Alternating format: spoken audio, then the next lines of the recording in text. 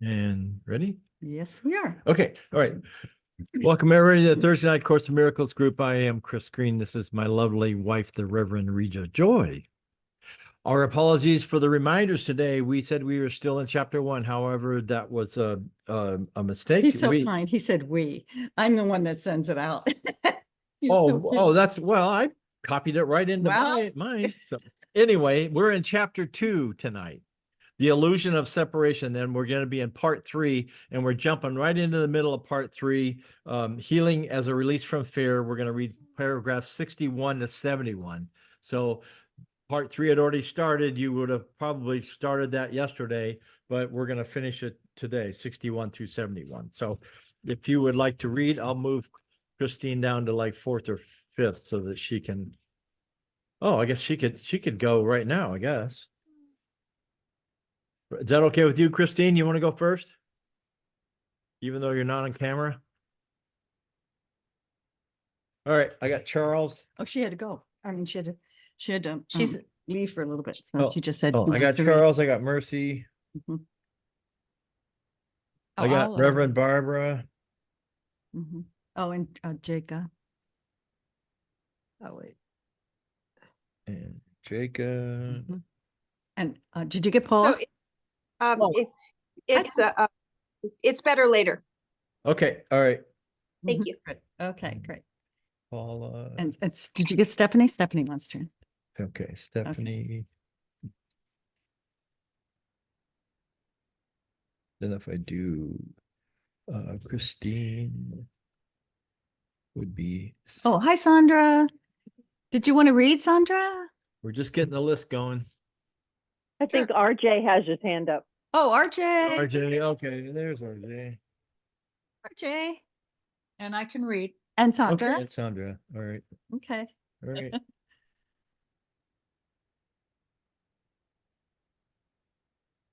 I don't think I'm going to have one, but that's all right. Maybe. All right, there. Okay. All right. Okay. All right. All right. So I would ask you now at this time to mute your microphones so we don't get any dogs or cats or bells or whistles or horns or doorbells or I gotta turn this chimes off. or- We've been getting.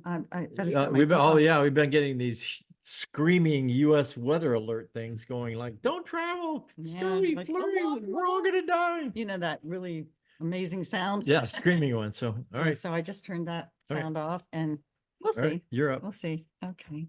All right. Okay. And we'll see what other angels pop in right now. Okay. Okay. So we'll just take a few moments and close our eyes. And when we do, we begin to relax because it's a signal to the body to relax. Closing the eyes means it's time to go to bed. But we're going to stay conscious, awake, and aware. But closing the eyes does send a signal to the body and the mind as well that it's time to let go and relax, let go of the outside focus, take all the focus within, place it there. And so we will go within and we'll just take notice of the body and perhaps watch the body as it relaxes, because there's nowhere we need to go and nothing we need to do right now. So we can relax and you can feel the tension leaving the body. And it is relieving the body as well. But we're relaxing. Relax the arms and the legs and the torso, all the face muscles, and just relax the neck. It's all those muscles. Let go. We're going to bring our awareness to the breath and just watch the breath. The breath can be a focal point for you anytime you become lost in illusion. You forget that this is the only time there is. Heaven is here and now, and everything is perfect. So when you get taken up by illusion, you can come back to the breath. It's always there in this 3D dimension, and just let it center you, right? Just watch the breath and let it center you. And your peace will return because you're okay right here and right now in this present moment. You don't need anything to change, to have that peace, to be who you truly are, which is love. So it brings you back to reality when we do this, when we focus on the breath. So we'll remember this during our day, night. Anytime we need to come back to reality, we'll use the breath to be a reminder.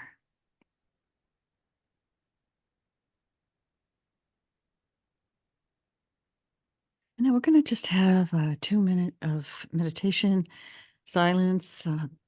You can focus on the lesson if you'd like. Today's lesson, 18, I am not alone in experiencing the effects of my seeing. Minds are joined. It tells us tomorrow as well. In tomorrow's lesson, minds are joined. We're all in this together. So I am not alone in experiencing the effects of my seeing, and I will bring us out after 2 minutes. We'll begin now.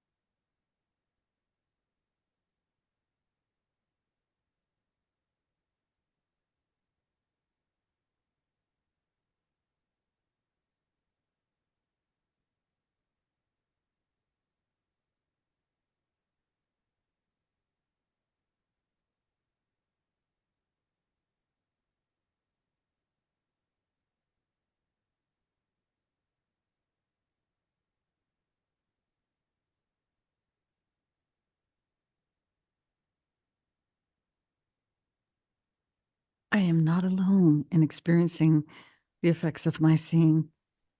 When we're ready, we'll open our eyes. Somewhere.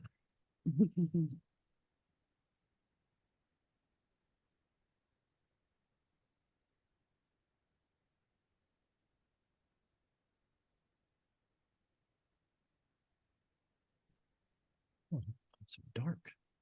Oh, okay. Brighten it up a little. Oh, there you go. Make it brighter. Oh, look at your face. It's not bright enough. All right, we're in chapter 2, the illusion of separation. We're going to start in the middle of part 3, healing as release from fear. Paragraph 61. Charles, can you start us off? It starts with, it is essential to remember. It is essential to remember that only the mind can create. Implicit in this is the corollary that correction belongs at the thought level. To repeat an earlier statement and to extend it somewhat, the soul is already perfect and therefore does not require correction. The body does not really exist except as a learning device for the mind. This learning device is not subject to errors of its own because it was created, but is not, it was created, but is not creating.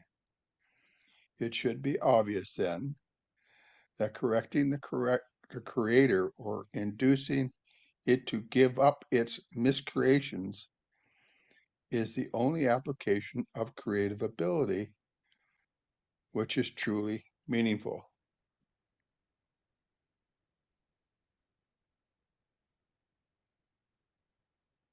Wow. The mind is the ability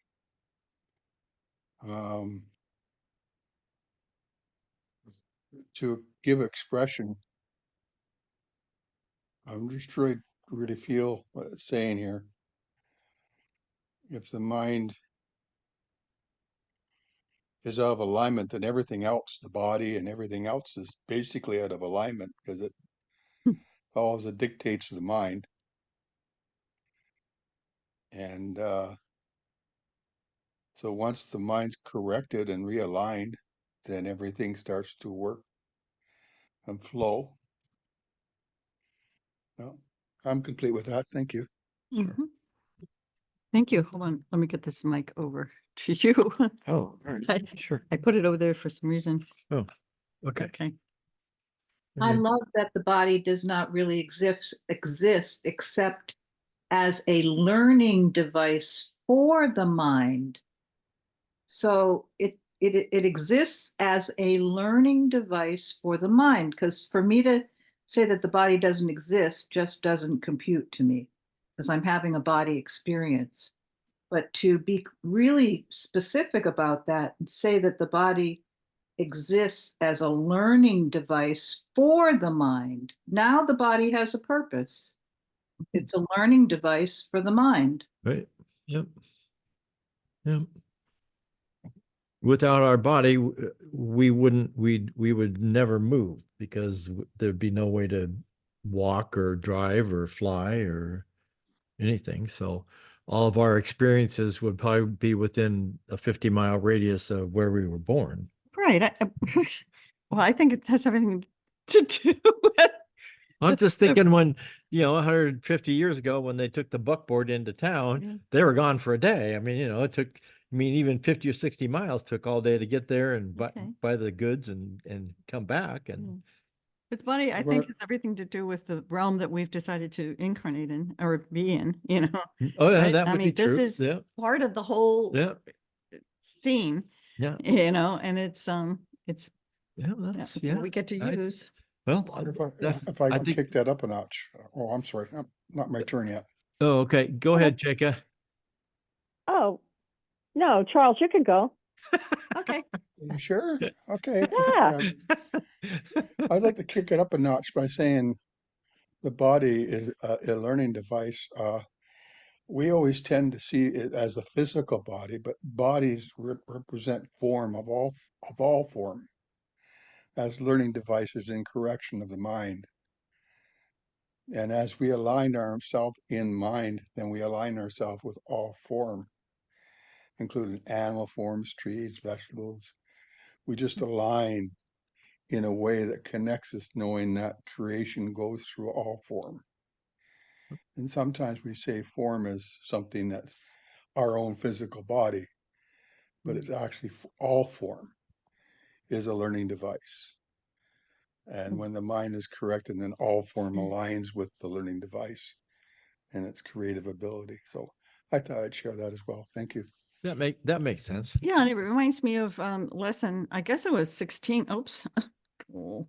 I'm a No, it said God, God. I am a body. I am not a body. Huh? What did I do? No, it said use the world to heal the Son of God.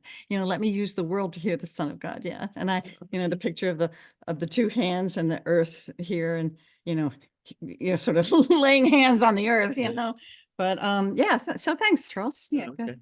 And Go ahead, Stephanie. You had a or share. Jacob or Yeah, I was Yep, going to that's say, enough. the learning device is not subject to errors, that the body is not. And I've been reflecting on this the last 5 years, because for so many years I worked really hard and I never was sick. I was rarely sick until I was like 60, no, almost 70. And then when I retired, I just saw that I started creating things for my body, and some of it was my husband has a lot of illnesses, and it was sort of like I wanted attention from him. So it's like I had to kind of up the ante to say, hey, look, I have this thing, I have vertigo or whatever. And that I just, got that insight. And then this last 2 months, I've been recovering from knee surgery and I wasn't happy with it. And it was like I thought it was supposed to be faster. And then all these other things started happening, like a rash. And it wasn't the story of Job or anything, but it was like I started seeing I was creating it. And it was like I just let it go. I stopped thinking about it and then I started watching a lot of dog rescue videos, where dogs have horrible things happen to them, and all these really compassionate rescue missions spend hours and months rehabilitating them. And the dogs, they don't listen to the people that are talking, because the dogs are just, okay, I had 18 bullets in me, but I'm still can walk, or I can use anyway. So it was just like, I just keep watching the dogs and they get really, really healthy most of the time. So Wow. it's been really helpful for me. I mean, I never made the connection before. I'd have heard, I'm not the body, but this thing about it's the learning device. And if we just don't interfere with it, it functions perfectly. Cool. So thank you. Oh, you're welcome. Thank you. Excellent.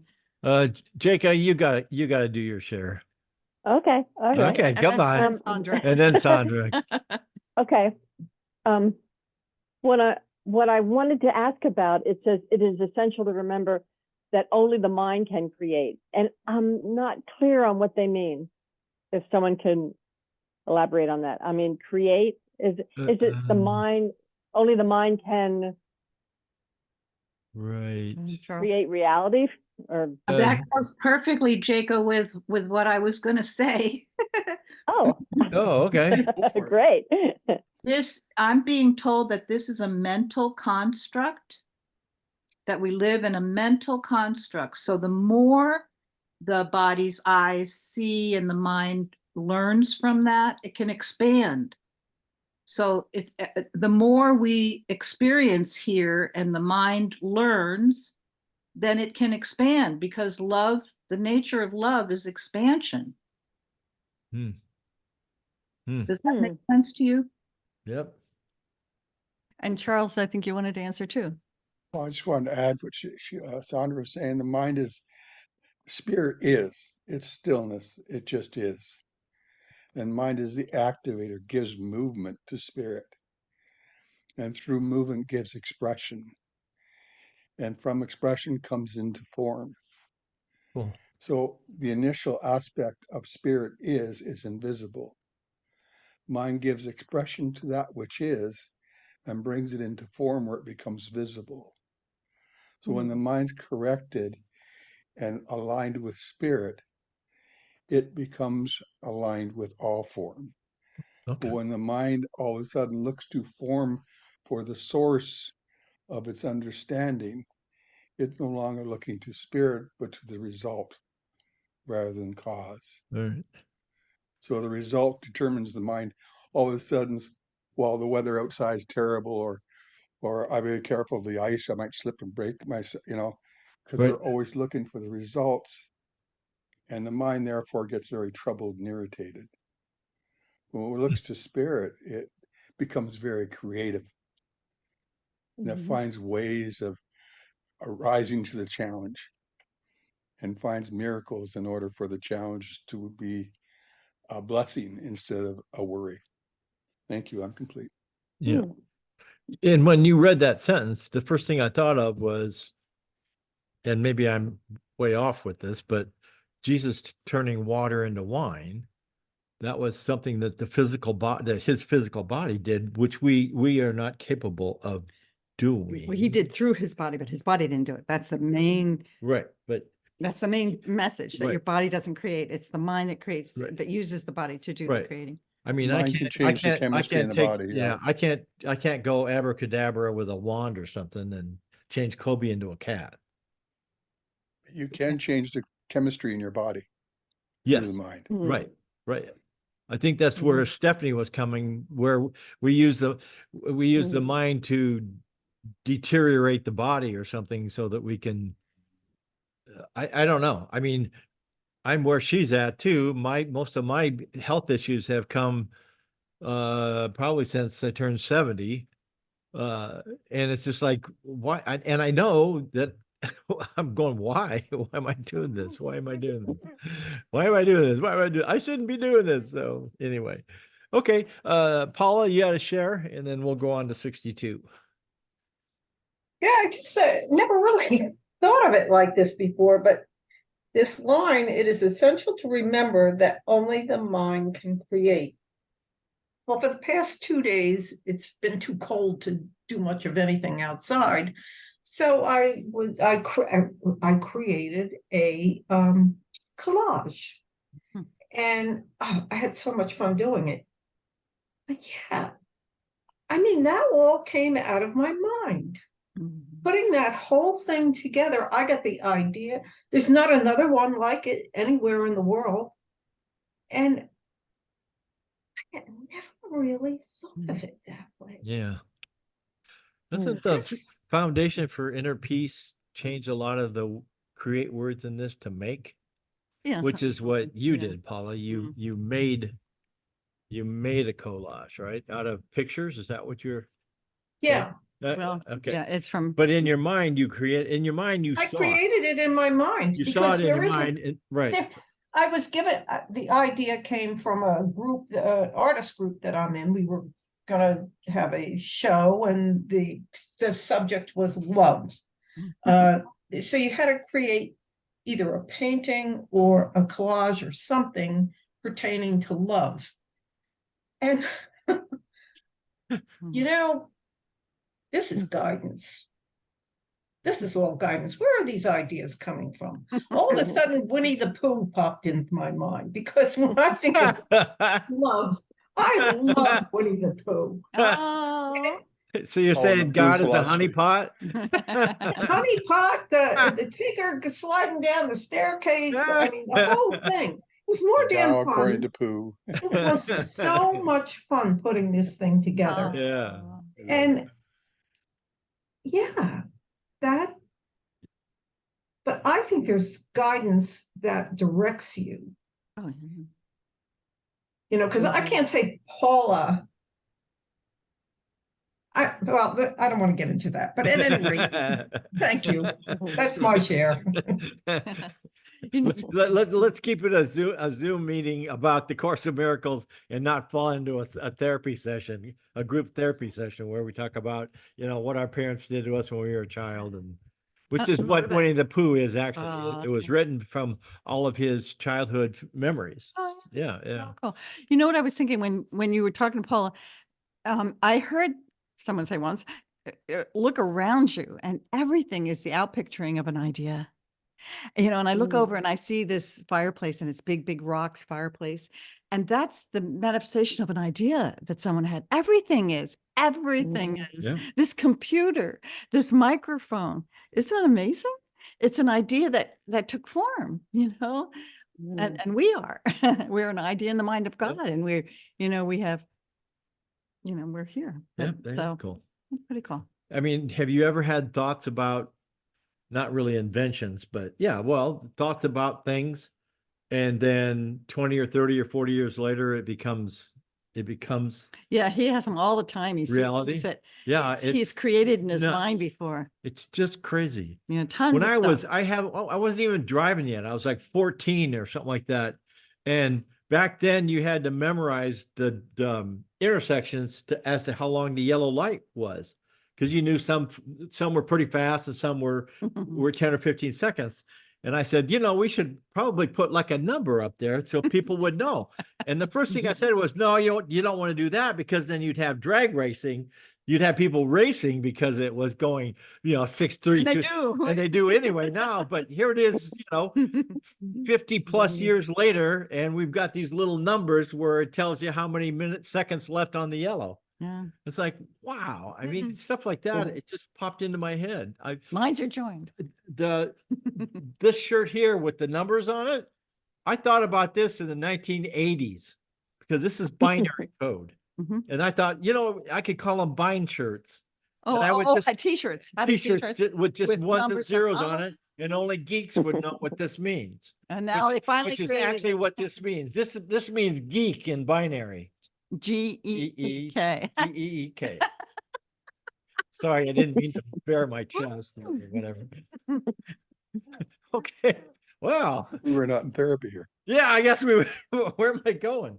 Okay, Mercy, can you read 62 for us? It starts with Mm. magic. Oh, magic is essentially mindless. Oh, there we go. That's really what our body is, binary. Well, that would be true. Symbols. The current that runs through our body is direct current. So yes. Magic is essentially mindless or the miscreative use of the mind. Physical medications are forms of spells.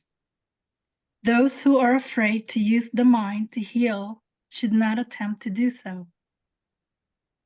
The very fact that they are afraid has made them vulnerable to miscreation. They are therefore likely to misunderstand any healing they might induce, and because egocentricity and fear usually occur together, may be unable to accept the real source of the healing. Under these conditions, it is safer for them to rely temporarily on physical healing devices because they cannot misperceive them as their own creations. As long as their sense of vulnerability persists, they should be preserved from even attempting miracles.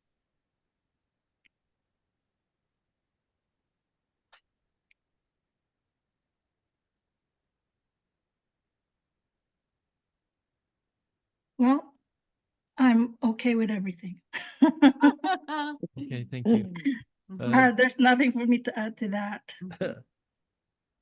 It is kind of this paragraph always because Always what? well, medications. This is the paragraph that says Mm. if you're taking spells. medications, there's spells and magic and stuff like that, Mm. and you should rely on the mind to heal. Well, but if you're afraid to use the mind to heal, don't do it. Don't Right, attempt to but- do it. Yeah. But Once you decide that you're sick, you have already decided that you're a body. Therefore, you can't ask for the healing because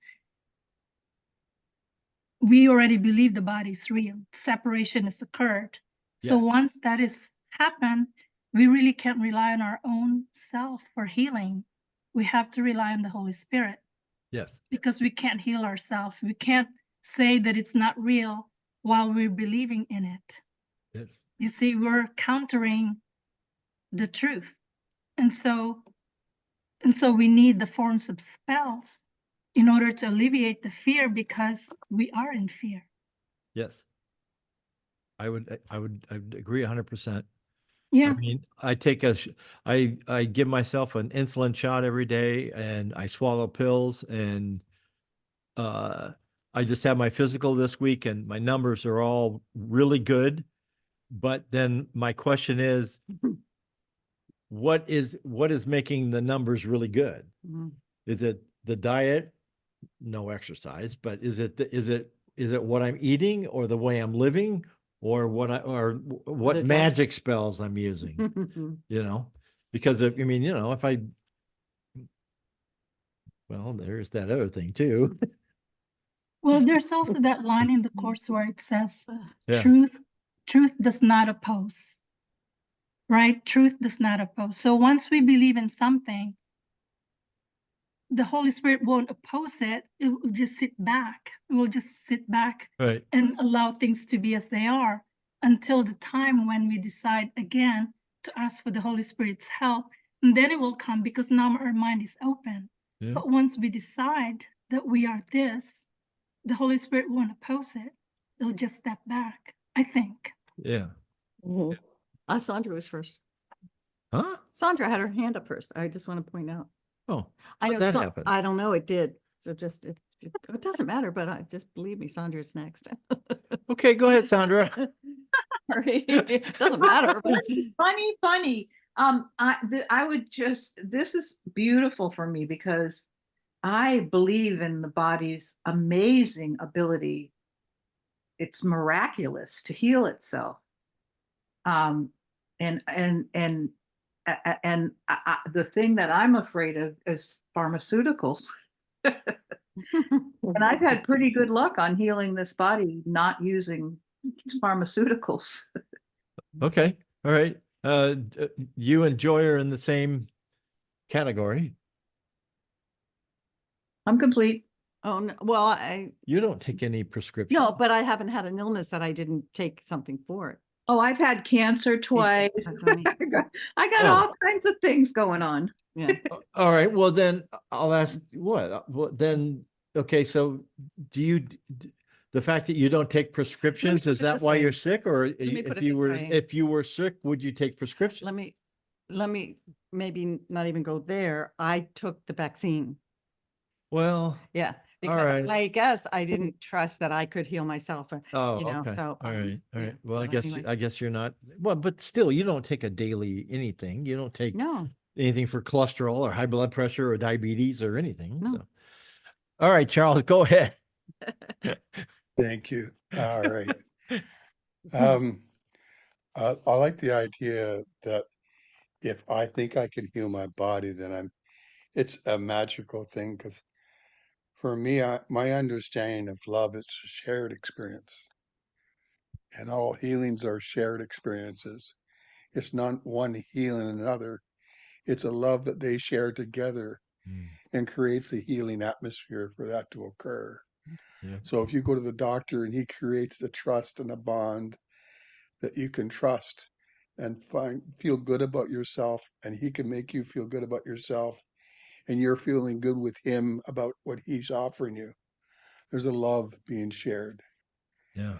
And in the sharing, that medication becomes an instrument for that shared love. Yeah. So the medication is something that's a collectives put together. Okay. But if you become afraid or feel like you're being manipulated by it, then the medication can turn against you. And this is why they always say consult your doctor first, Right. because a doctor is someone that you trust Right. and you put your faith in and you feel has your best interest at hand. And I always confess that love is the cure, but doctors are there to provide the atmosphere for love to occur. Mm. And if they have a good bedside manner, what greater love can you have than a physician who knows his patients through the love he has for them? Yeah. No, With that, I'm complete. Thank I you. do all my research on my medications, and even if a doctor says I want you to take this, I'll say, well, I don't want to. And it's always been my goal to get back to no meds whatsoever. I mean, like I said, most of the stuff I've been taking has just been in my late 60s and early 70s.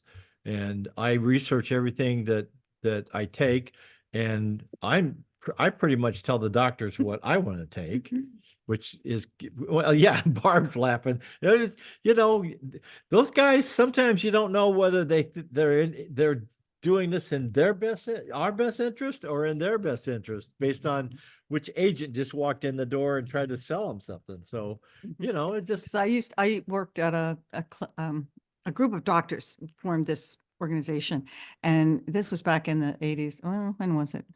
Yeah, in the 80s. And yeah, the pharmaceuticals would come in and give them lunch, bring in lunch, you know, and really push their pharmaceuticals, you know, give them free, yep, tons of free yep, stuff. So it's funny because we just, you know, every doctor we go to pushes Miralax, and Miralax, you know, just has, it's it has petroleum in it and I don't want to take it. But every doctor says Miralax, Miralax, Miralax. You know, I'm thinking, wait a minute, are these doctors coming in and giving them free samples? I'm thinking garden hose, garden hose, garden hose. Yeah. So Oh, anyway, go ahead, Barb. go ahead, Reverend Barb. It always amazes me how all of the things that we experience kind of sync together.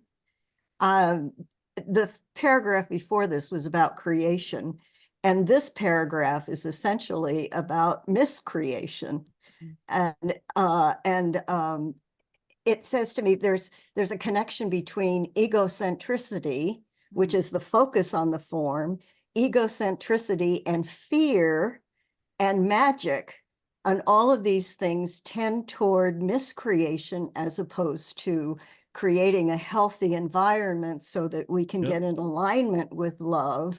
And then the body just follows along with that. I visited a friend today, a very dear friend.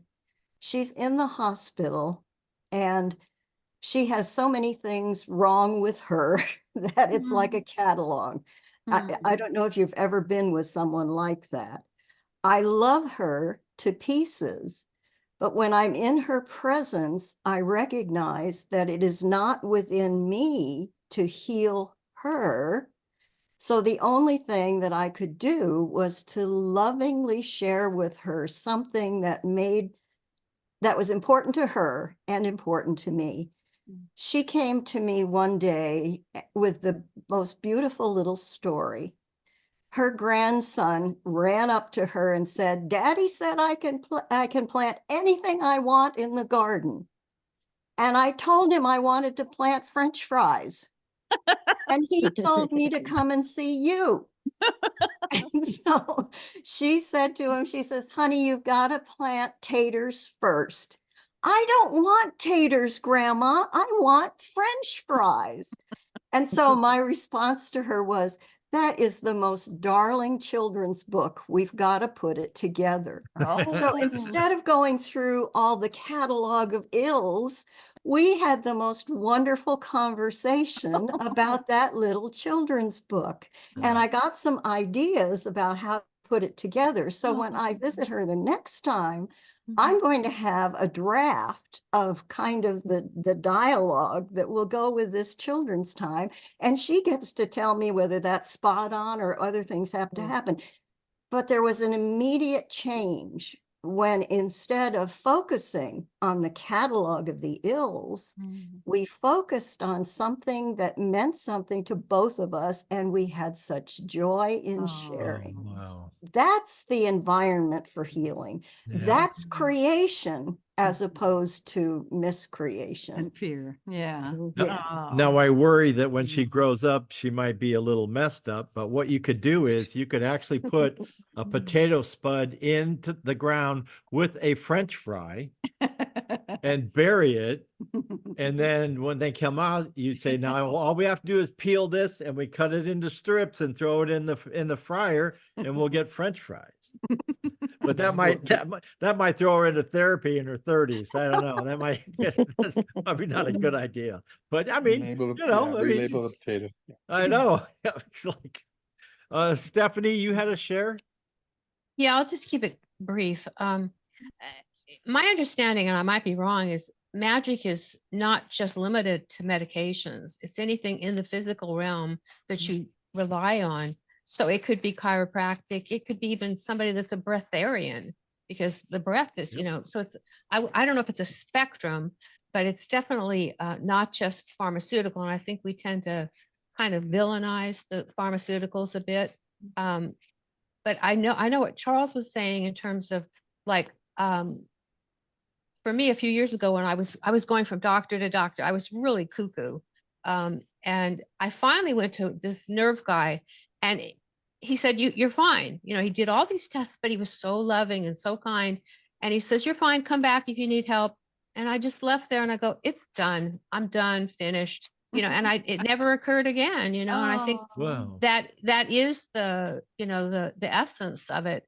But I think I needed that love, that connection, because I had met some doctors that were just very analytical and intellectual and cold. And so anyway, that was just sort of my take on it. But I think we need to be real practical. And I know there's another place in the course where it talks about being normal and being practical. And some people need those medications and you have to, allow for that. Right. So I think it's more like the ego coming in and saying, oh, you shouldn't do this, shaming on you and making guilt and all that kind of stuff. And that doesn't help us at all. But that's just my No. take. So thank you. It does say the word medication, but you are correct. I mean, Look at the Mhm. first sentence, Uh, though. Magic is essentially mindless or Right. miscreative use of the mind. right, but I mean, No matter there's where. like she said, chiropractic, there's Right. Reiki, Mhm. there's Anything in the massage therapy, physical. even yoga you Yeah. could say is something. Well, actually, I don't know about Chicken yoga. noodle soup. Well, yeah, chicken. Yeah, that's no. I used to take chicken noodle soup to sick friends. Mhm. I didn't know if it worked or not, but Didn't Jesus say, tell no man who healed you? yeah, Yeah. In other words, don't tell anybody. Just spread the love, yeah, spread the love, yeah, yeah. share the love. Okay, Barb, you've got to share. Or Paula. Or look, I'm sorry. I'm sorry. The other Barb. You're both real good looking, so I guess I got mixed up. You know, Whoa! Woohoo! Woo, we're getting hot in here. whoa, Paula, you got to share. um, I'm retired, and prior to being retired, I worked till I was like 76. And now that I'm retired, sometimes I watch TV more than usual. And I always used to just watch public television where there's no commercials. But now, I have more time, and that television is telling you with every commercial that there's something wrong with you and that you need medication. And half the time they don't even tell you what the medication is, or even what the illness is. Right. It's just, you need this medication. This is nuts. We're the only country that So, allows that. you know what I do now? I mute those commercials. I just mute them. Yeah. I'm not, it's your belief. Your belief is everything. And I refuse Yeah. to believe that I am not as God created me. And I, just like Reverend Reva, I don't take any medication at all. Yeah. Because I don't believe, but I mean, if I needed it, I would. Right. But all right, that's enough. No, you're absolutely. I mean, there's a jar dance commercial where a chorus line breaks out. There's like 20 people on the set singing. And okay, all right, yeah. So that's one of my non-favorites. So, but I researched jar dance and I tried it for a couple of years, and the side effects were worse than what it was supposed to correct. So. Let's move on to paragraph 63. Reverend Barb, can you read for us? It starts with, we have already said that miracles, is that right? Yep, that's it. Yep, okay, all right.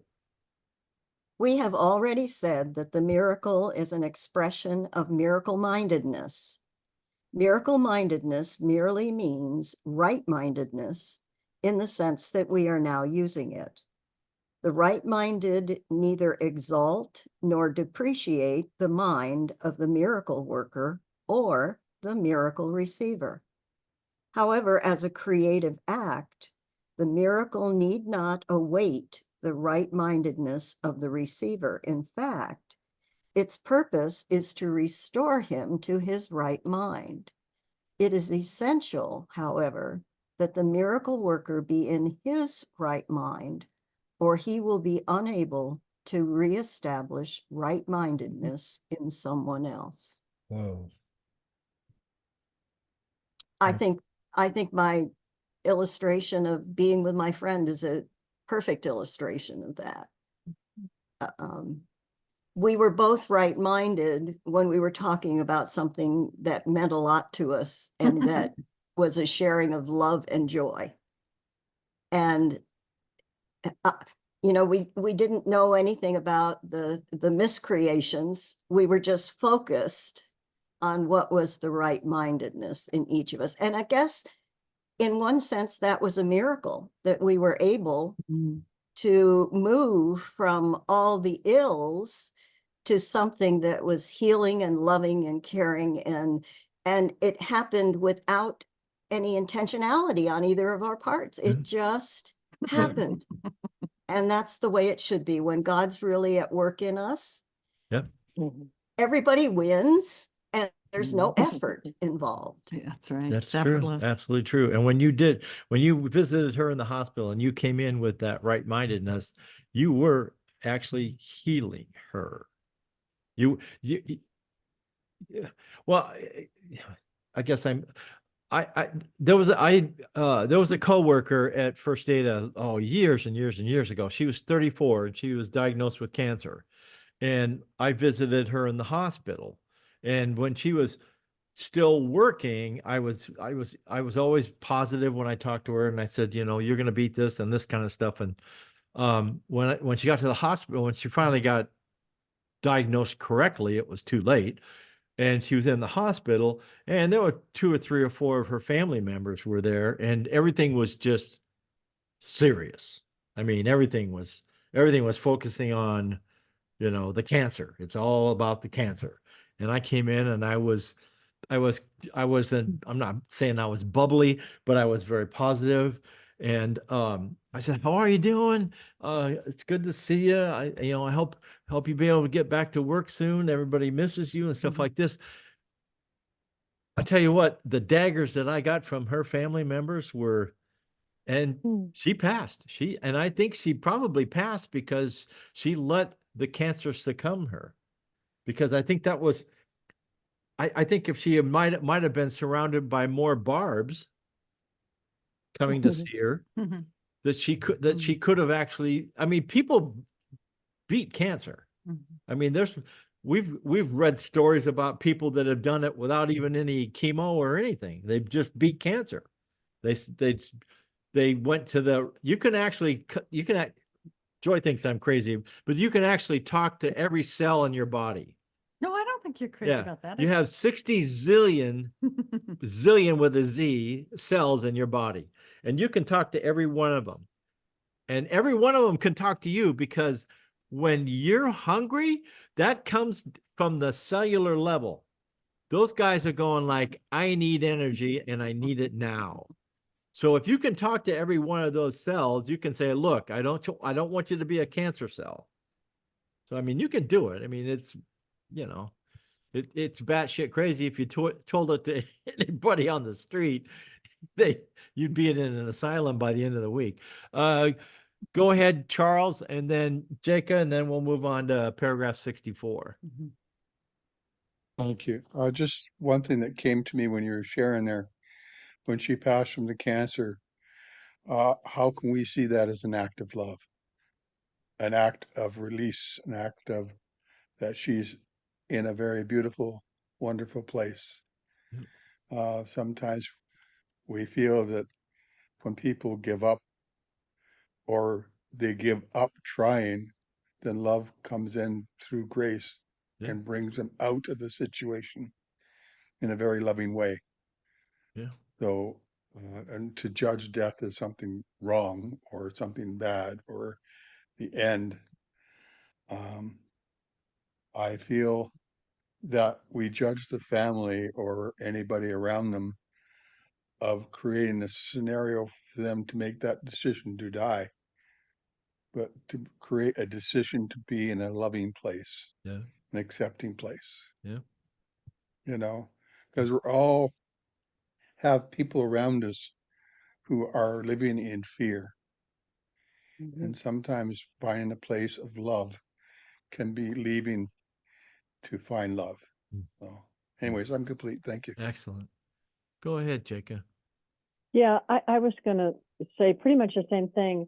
I'm feeling that everyone's really at the leading edge of their awareness always. Everyone's always at that minute doing the best they can with what their perception is at the moment. the level of identification with the mind and the body and what they know about the divine. And I think that family only knew the roadmap that we all, it's so easy to know. It's common to us. It's Right. drama, it's sadness, it's life, it's death. And it's very normal in the unconscious, and forgive me, but I will use the term unconscious realm to have those behaviors of morose kind of sadness and, you know, and being in down. Whereas there's another way of looking at it, certainly. But if one can't, I think it helps our heart and would help theirs if we accepted that they're at the leading edge of their awareness. They're doing the best they can at that moment, you know, that kind of thing. Yeah, Joy studies a lot of NDEs. So I mean, here's somebody who has actually succumbed to a disease and has decided to come back and can actually cure themselves of everything that sent them that direction in the first place. So, all right, Christine, we'll let you share, and then let's move on to 64. So I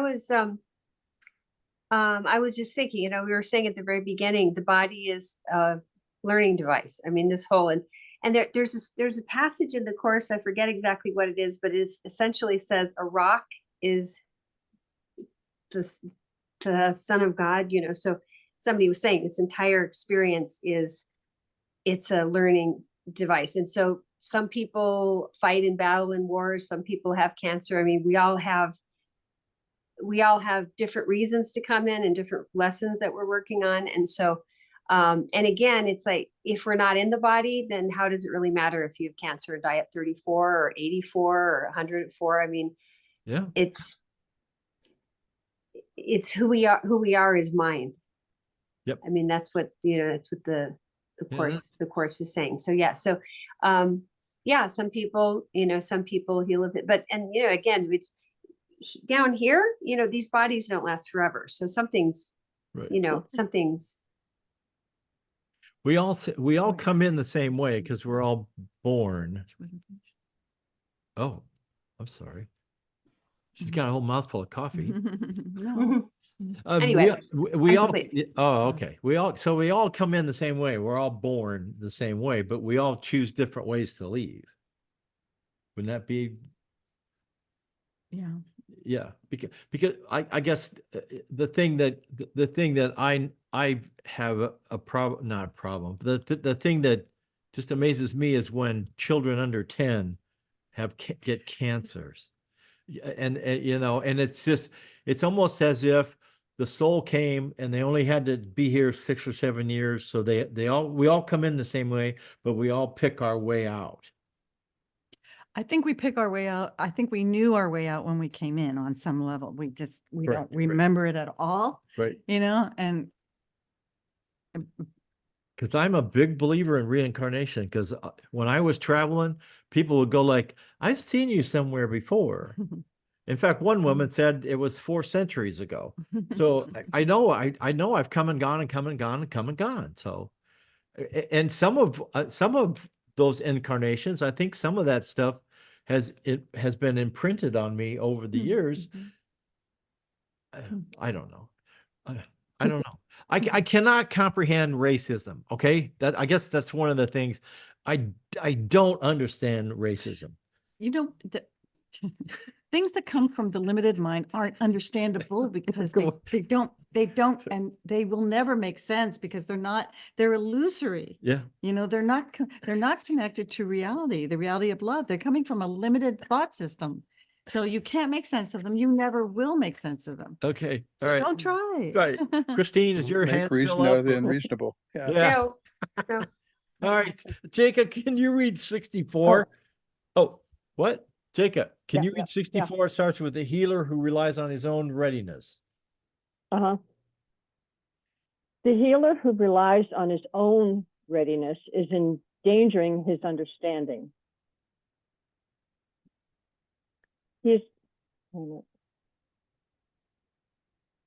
I got to move the page for a second. He is perfectly safe as long as he is completely unconcerned about his readiness, but maintains a consistent trust in mine.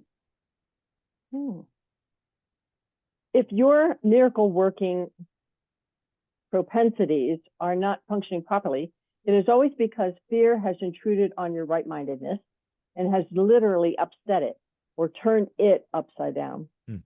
All forms of not right-mindedness are the result of refusal to accept the atonement for yourself.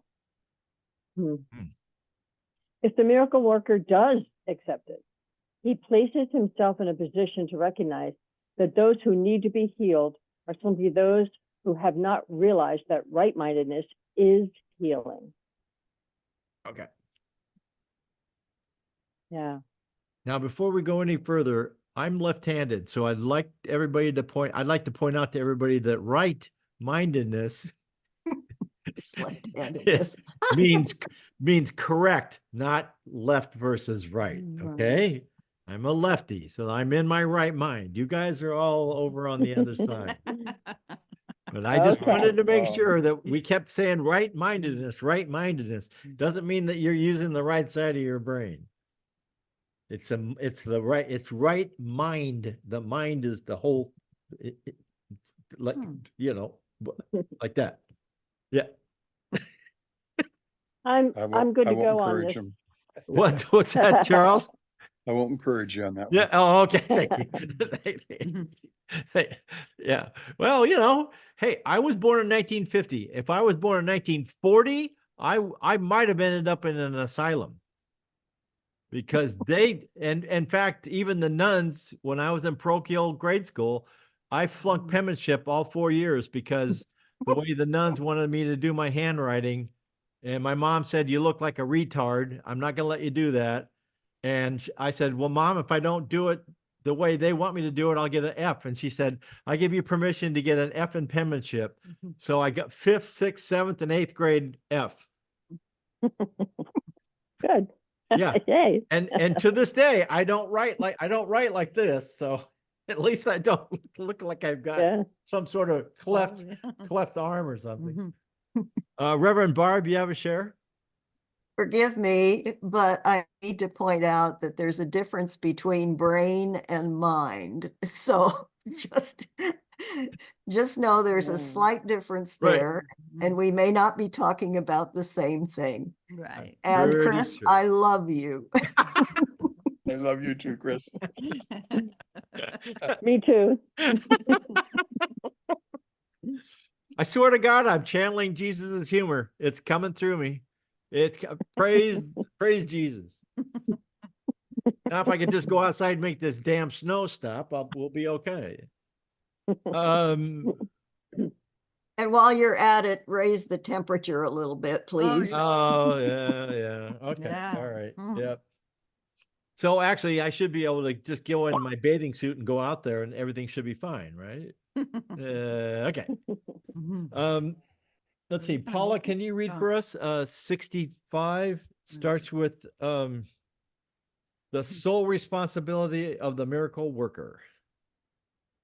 Sole responsibility of the miracle worker is to accept the atonement for himself. This means that he recognizes that mind is the only creative level and that its errors are healed by atonement. Once he accepts this, his mind can only heal. By denying his mind any destructive potential and reinstating its purely constructive powers, he has placed himself in a position where he can undo the level confusion of others. The message he then gives to others is the truth that their minds are similarly constructive and that their miscreations cannot hurt them. By affirming this, the miracle worker releases the mind from over-evaluating its own learning device, the body, and restores the mind to its true position as the learner.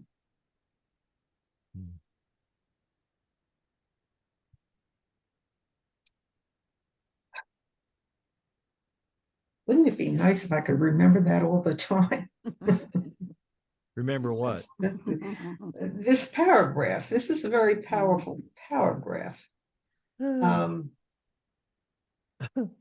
Once he accepts this, his mind can only heal. By denying his mind any destructive potential and reinstating its purely constructive powers, he has placed himself in a position where he can undo the level confusion of others. That's pretty amazing. When that just this whole conversation tonight about wellness, illness.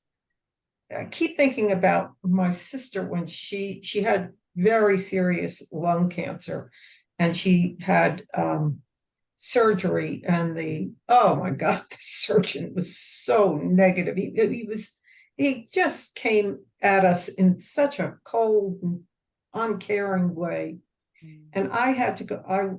After that, we were all in the hospital, and I went in to see her. And all I kept thinking, I walked in the door, and there are 100,000 angels in that room. I don't know how to explain that, but I knew they were there. And I think she knew they were there. And we wound up having more damn fun and not getting into the whole drama of the situation. And it was the most uplifting experience, not only for me, but I think for her too. Because, look, you either believe or you don't, is what it comes down to. And I believe in the power of the Holy Spirit. And I think the Holy Spirit had everything to do with the outcome of that experience. And it was really magical in the sense that just knew the angels had something to do with it. Okay, that's it. Yeah, that sounds good. Charles, go ahead. You had to share.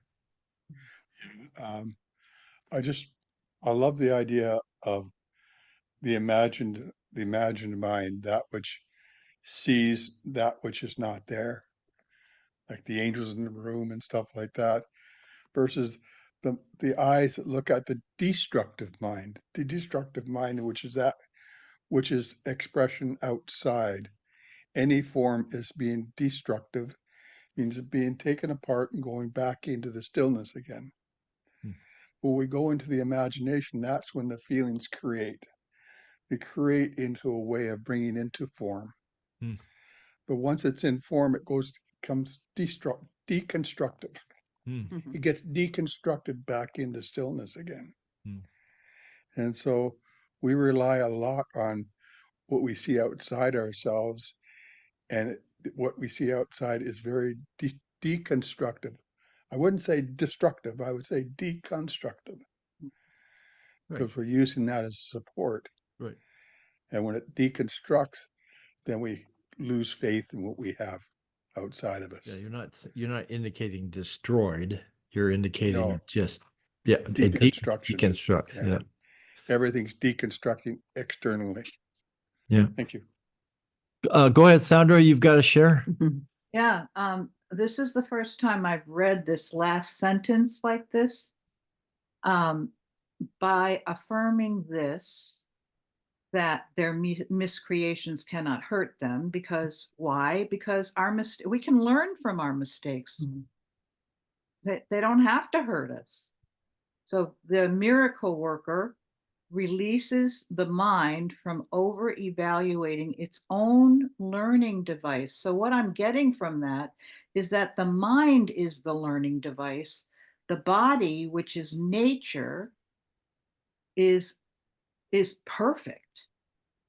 It's just perfect because nature is perfect.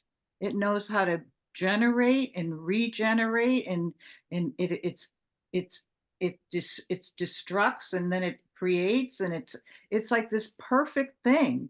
And I think that's why we're on this planet, is to learn from nature, to let the mind learn from nature, so that because mind is love, mind is expansive, mind is spirit. And I think spirit is learning from nature. Yeah. Could that be true? I mean, that's the first time that I read it that way. Wow, Sandra, there's still cultures on this planet, cultures, Society? societies on this planet that still take everything from the earth, everything. I And mean, then it says, and restores the mind to its true position as the learner. The mind is the learner. The body is teaching the mind. or does the body, do we use the body for the mind to learn? That sound right? I think that's. Yeah. I don't know. That's just the first time that it ever came across to me like that. So I just put it out. That's Yeah. all. I could be completely going off the deep end. Yeah, it's a learning device, like you said. We use the body for the mind to learn, and it's another way of saying it's a learning device. Okay. Yeah. All right. How to bring forth beauty, how to bring forth more love, how to bring forth more sharing, how to bring more Yes. togethering. And if Mind learns there's from the form. absolutely, and if there's something that this earth needs right now is a lot more love, Mhm. a lot more, Mhm. tenfold, 100-fold. Beautiful. Yeah. Okay, let's move on. Stephanie, can you read paragraph 66? It starts Sure. with, it should be emphasized again. Okay. It should be emphasized again that the body does not learn any more than it creates. As a learning device, it merely follows the learner. But if it is falsely endowed with self-initiative, it becomes a serious obstruction to the very learning it should facilitate. Only the mind is capable of illumination. The soul is already illuminated, and the body in itself is too dense. The mind, however, can bring its illumination to the body by recognizing that density is the opposite of intelligence and therefore unamenable to independent learning. It is, however, easily brought into alignment with a mind which has learned to look beyond density toward light.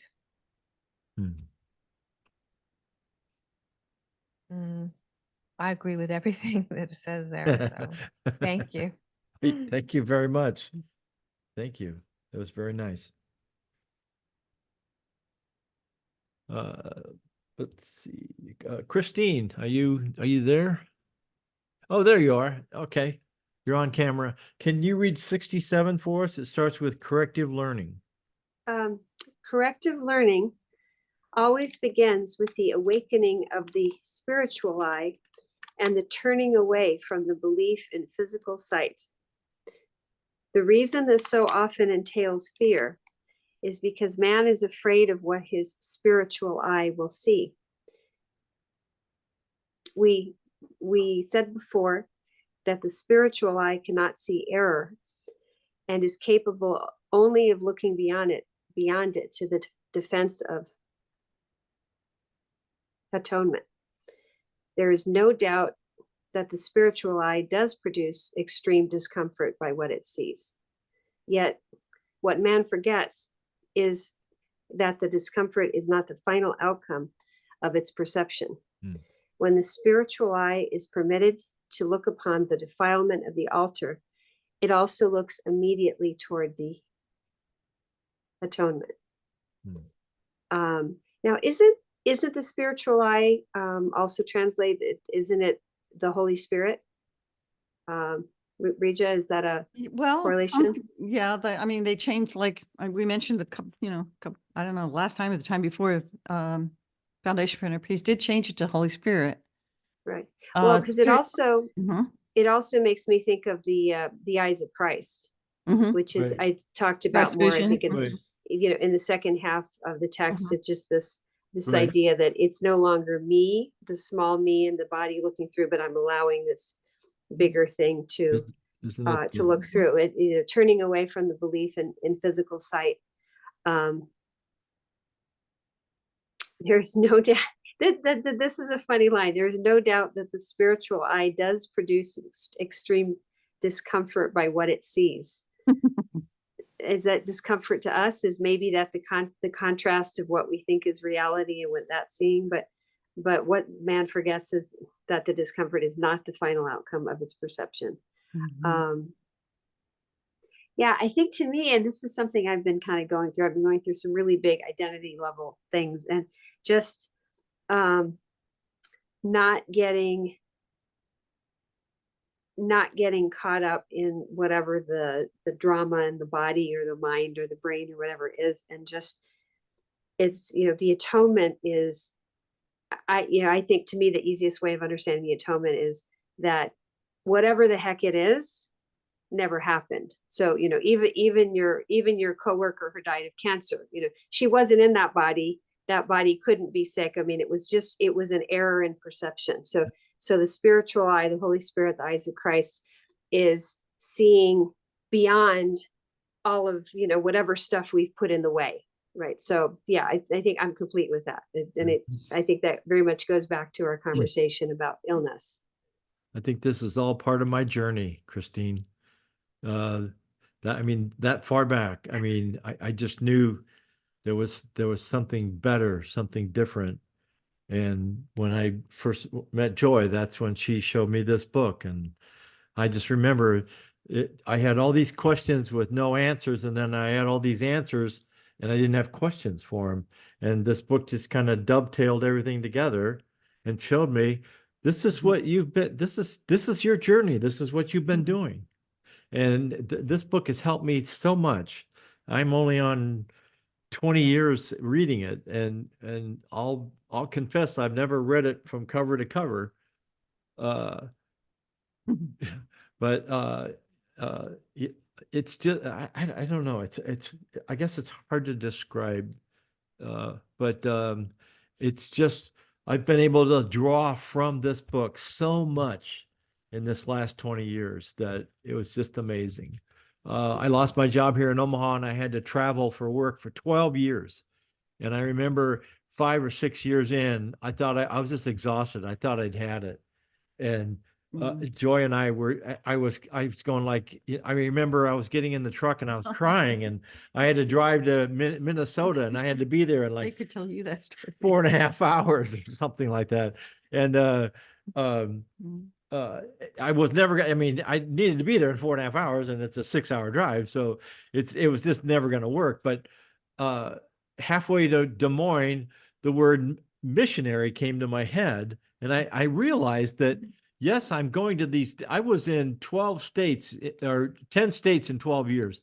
And it wasn't, it was work, but I think I was a missionary as much as I was working for a living. I was telling people that God loved them and loved them unconditionally. And I spread that to Seattle and Fort Knox and Louisville and Kansas City and all the. Wasn't telling people about the Course in Miracles. He was just loving people and forgiving them. And by his example of forgiveness, they got the message. Yeah. So Yeah. he would just see Everybody- with the eyes of Christ. Everybody It's cried somebody- when I left. If somebody was like, ooh, like this, he would see through that and then be that light that Yeah. sees through the darkness. Yeah. And that was his job. Just amazing. All right, Charles, you got to share, and then we'll go on to paragraph 68. To remind me of my younger days too, when I used to be on the street as a young missionary with kids who lived on streets. Is they knew that there was a God, but they didn't like the situation they found themselves in. So it was really helpful to remind them that they were loved and looked after regardless of the situation they find themselves in. And that brought me comfort and brought them comfort as well. Awesome. Thank you for your sharing. Yeah. And you don't even it doesn't have to be words. It can be example. It can be by example. You can love That's by right, yeah. example. In fact, I think loving by example is stronger than telling people words, stuff like that. Yeah. Okay. RJ. RJ, can you read 68? It starts with Nothing but spiritual eye. Right? Yeah. nothing the spiritual eye. Go ahead. Nothing the spiritual eye perceives can induce fear. Everything that results from accurate spiritual awareness is merely channelized toward correction. Discomfort is aroused only to bring the need for correction forcibly into awareness. What the physical eye sees is not corrective, nor can it be corrected by any device which can be seen physically. As long as a man believes in what his physical sight tells him, all his corrective behavior will be misdirected. The real vision is obscured because man cannot endure to see his own defiled altar. But since the altar has been defiled, his state becomes doubly dangerous unless it is perceived. So I look forward to seeing about this altar since yeah, I was reading about the history about the Maccabees and so on lately, and the altar is a central part of that story. So let's see where that goes in the next few paragraphs. I'm complete. Cool. Thank you. Thank you.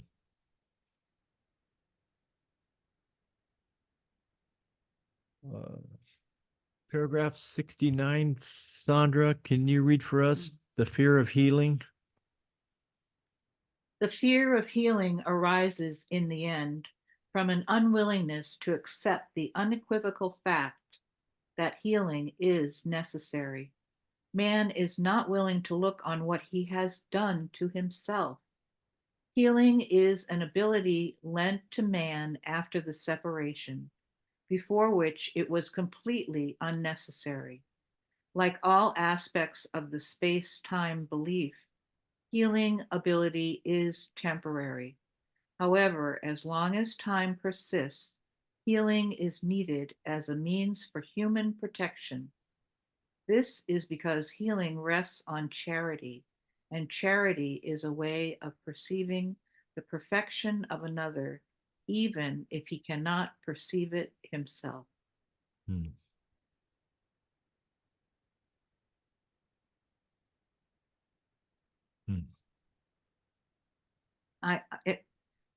That last sentence really makes me happy for some reason.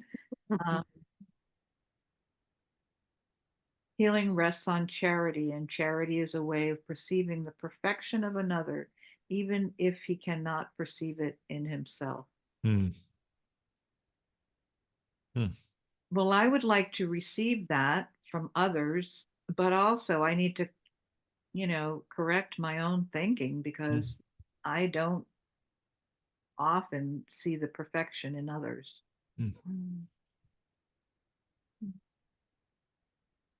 So question, is that last sentence, even if he cannot perceive it in himself, in your books?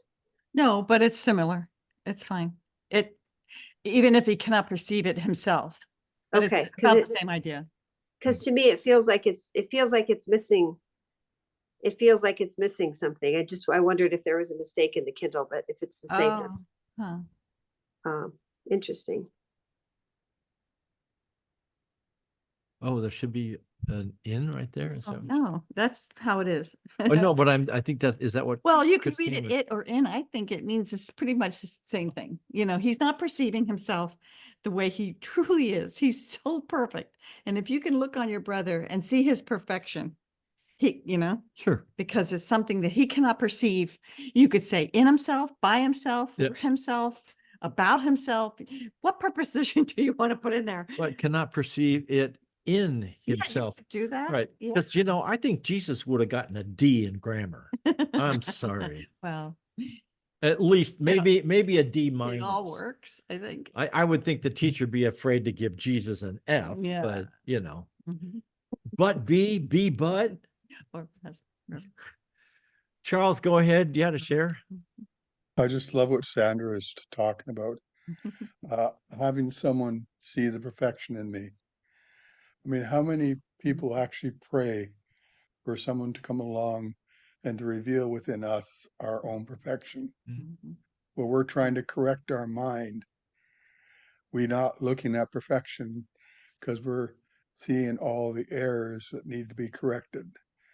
But if some can look past all that and see the lack of value of even trying to correct them and allow them just to release and let them go, but it's done through somebody who can actually see the share in the perfection with us. Jesus says we do not go home alone. And we need our brothers and sisters to walk along with us. So my prayer, according to Sandra, is how can I find those who can really see the truth of who what we share together as one, so that I can release myself from the burdens I hold within myself. Thank you, Sandra. I appreciate that. I'm complete. Reverend Barb, go ahead. Thanks, Charles. Thanks, Charles. For me, this highlights the importance of us being able to receive the Christ vision that's expressed by someone else.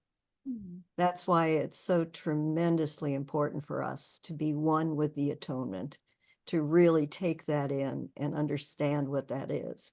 Because when you want to put it outward, you have to have that knowledge, that sense for yourself in order to be the healer or the Christ vision for someone else. So we first have to receive it, and then we become capable of sharing and extending it. Yep. I'm complete. Yeah. I don't know who else on the call, but we were indoctrinated when we were Christians that it was better to give than to receive. But this book says that giving and receiving are of equal, are on the same plane. They are equal. And this book also says it's not the Bible says, ask and you shall receive. This book says everything you have, you've asked for. And that's negative or positive. That's not just all the good stuff. So yeah, it's just amazing. And I think people struggle with receiving, because even in Christianity, it's like in the Catholic Church is, Lord, I am not worthy to receive you.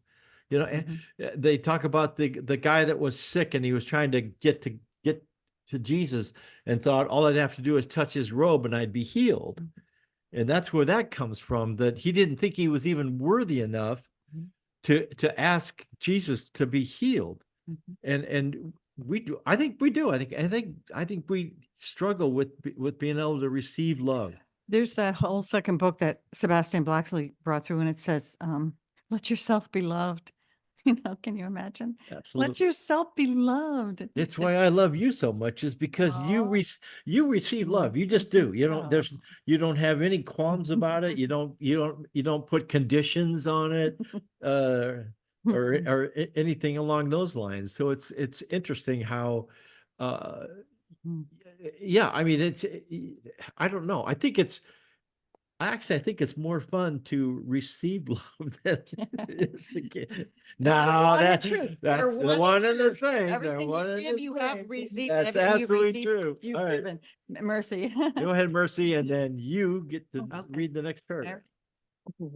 There is a line somewhere in the beginning, I don't know if it's in chapter 1 or chapter 2, where Jesus says he stands at the end of the atonement in case we fail temporarily.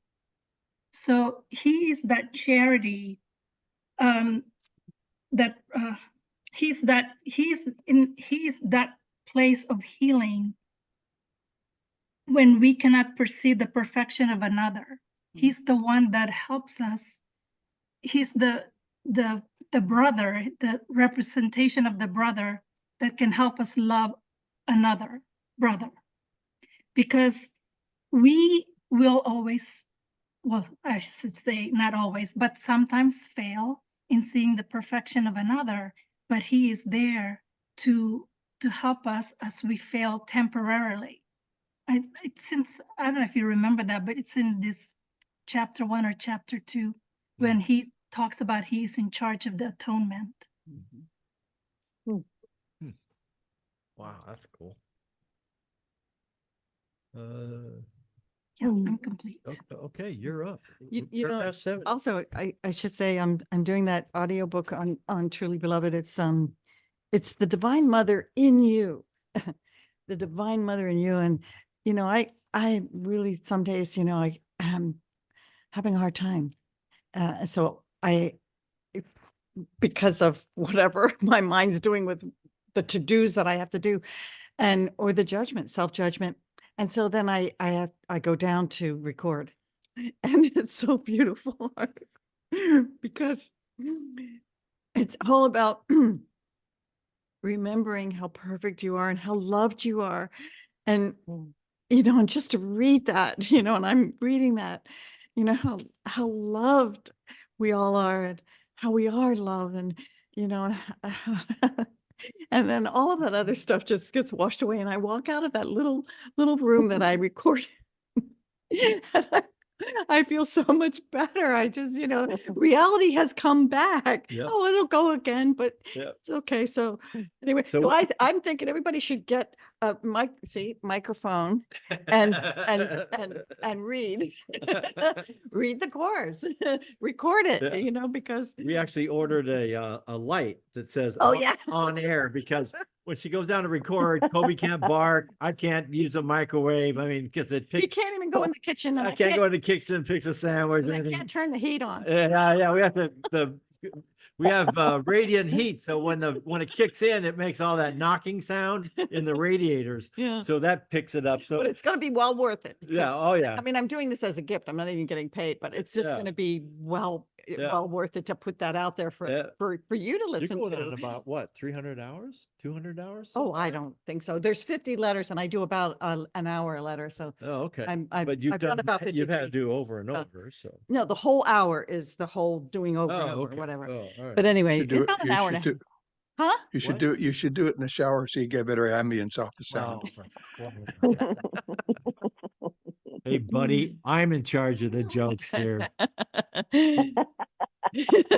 Okay, we're going Okay. way over time. Way over time. Way over It's time. almost 8 Yeah. o'clock. So Okay, go here we ahead go. and read 70. All right, And here we I'll go. follow with 71. Okay. All right. So 70. Most of the loftier concepts of which man is capable now are time dependent. Charity is really a weaker reflection of a much more powerful love encompassment, which is far beyond any form of charity that man can conceive of as yet. Charity is essential to right-mindedness in the limited sense in which right-mindedness can now be attained. Charity is a way of looking at another as if he had already gone far beyond his actual accomplishments in time. Isn't that precious? Hmm. Since his own thinking is faulty, he cannot see the atonement for himself, Hmm. or he would have no need for charity. Hmm. The charity which is accorded him is both an acknowledgement that he is weak and a recognition that he could be stronger. Hmm. You could be stronger. Yeah. I would say it's a recognition that he's perfect. Wow. Mhm.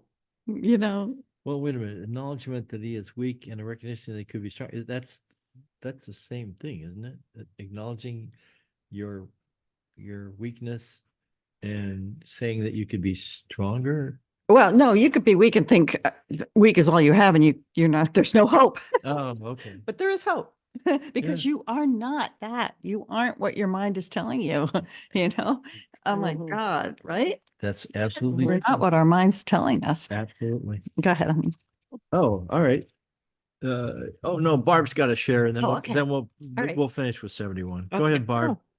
Just briefly, I wanted to say that this puts us in right relationship to God, that we are not God, that we are totally dependent on God, and that we love and accept all that God has created us to be. Yep. And we revel in that. One of the things that I say each morning is, I am the perfect child of God and all is well. Oh, Awesome. wow. If we get to that peaceful place, Mhm. then, and nothing disturbs our peace, because that is our foundation. And that's just where we need to be. It puts us in relation to God, and we are so grateful that we are not God. Right. Boy, I love that. remember the nuns used to say that if God didn't think about you all the time, he could snap his fingers and you disappear. Oh, man. So the good news is he's we're a thought in the mind of God. Right, right. Forever yeah, and ever yeah, and ever. Yeah. And yeah. we're eternal. Yeah. And remember, I was born on Mhm. Christmas, so I was 6 years old before I thought Yeah, this was just for me. right. I still remember mom telling me that about some guy named Jesus. Mhm. And I thought, oh, so his birthday's on my birthday? I just thought we just had a great time on my birthday. Yeah. But I I mean, was born on Easter Sunday. oh no. No, I'm the resurrection. I'm the Oh my resurrection God, geez, of that's life. right. The Oh, resurrection life. How you oh like that? man.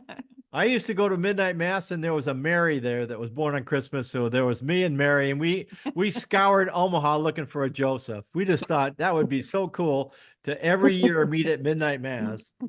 I think it was like 4 or 5 years in a row. And then she moved away and it was like, it was really kind of cool. And the choir would sing us happy birthday after mass was over. Your mom called you Chris after Christ? Do you think she did? Well, it's short for Christmas. Yeah, she didn't. I used to, It's short for Christ. I used to say, well, yeah, I used to go like, hi, my name is Chris. The T is silent. And then I would just watch their eyes. Because if I got the deer in the headlight look, I knew it went right over their heads. So you got to own the Christ. Yeah. Yeah. And early emails, I used to put Chris Parent T Parent. Our email, we have one email. It's called Christ's Joy. It's Yeah. Chris T S Joy. Yeah. Christ's Joy, but it's Chris and Joy. It's but Chris and Joy, Christ's but yeah, Joy. yeah. And our prestige plate on your card says that too, doesn't it? Christ's Joy? No, it's Or is it just Chris and Joy. Chris and just Joy? Chris and Oh, Joy. okay. Okay, go ahead. All right. 71. Oh, there you go. The way in which both of these perceptions are stated clearly implies their dependence on time, making it quite apparent that charity lies within the human limitations, though toward its higher levels. We said before that only revelation transcends time. The miracle, as an expression of true human charity, can only shorten time at most. It must be understood, however, that whenever a man offers a miracle to another, he is shortening the suffering of both. Oh. This introduces a correction into the whole record, which corrects retroactively as well as progressively. What a beautiful way to end the night, end the session. Oh, very nice.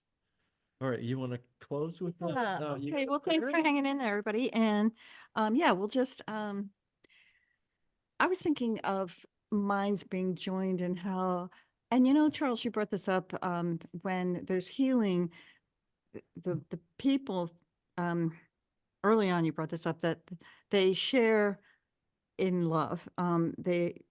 It's love that heals, and they become one, the healer and the other person. And it really reminded me of this woman who was a spiritual healer, and the way she healed was to see, to just love the person and to see the person as themselves, and you know, just to join with that person. You know, healing is joining. He tells us in the course, and she would join with that person, they would heal. Oh my God, and this is a true story.